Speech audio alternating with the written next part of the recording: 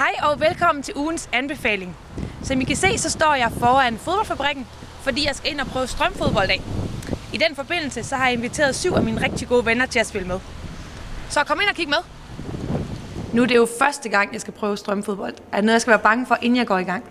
Nej, ikke rigtig. Gør det fundet undervejs, så kan vi skrue lidt ned. Kan du ikke mærke det, så kan vi skrue lidt op for. Så det justerer vi undervejs. Hvor mange forskellige niveauer af strøm er der? Det går fra 0 til 100. Til 100? Ja. Det lyder rimelig højt. Ja, jeg kan selv klare 80, så jeg tror, vi starter på omkring 30.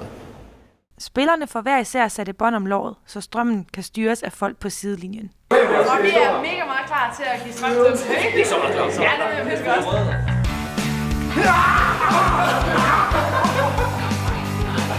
Ja, det er jo rigtig dumt.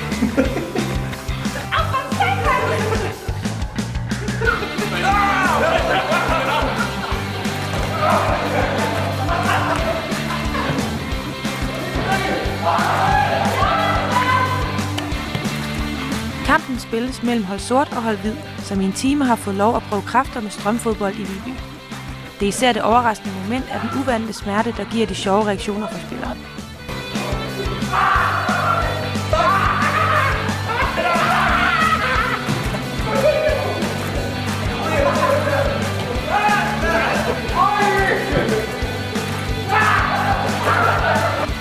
Vores nervesystem fungerer ved at sende små beskeder til hinanden ved hjælp af elektricitet.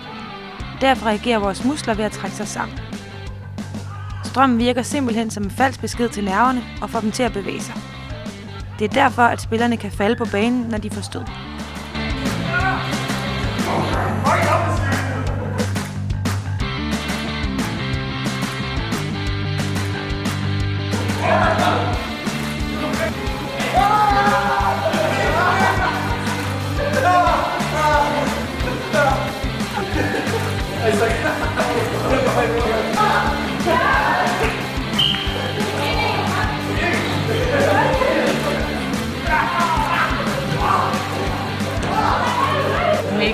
Nu har du lige været med og spille strømfodbold med mig.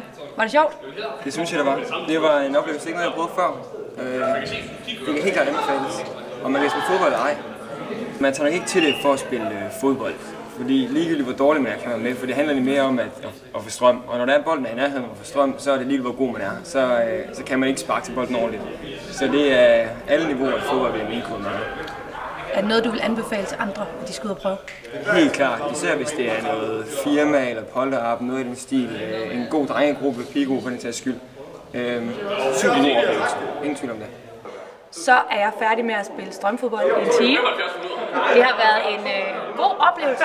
Det har virkelig været sjovt. Det har gjort rigtig ondt. Jeg tror alle sammen, vi lå nede på jorden et par gange. Og selvom jeg ikke har forstand på fodbold og ikke har prøvet det før, så kan man sagtens være med, for det handler egentlig bare om at få stød og have det sjovt.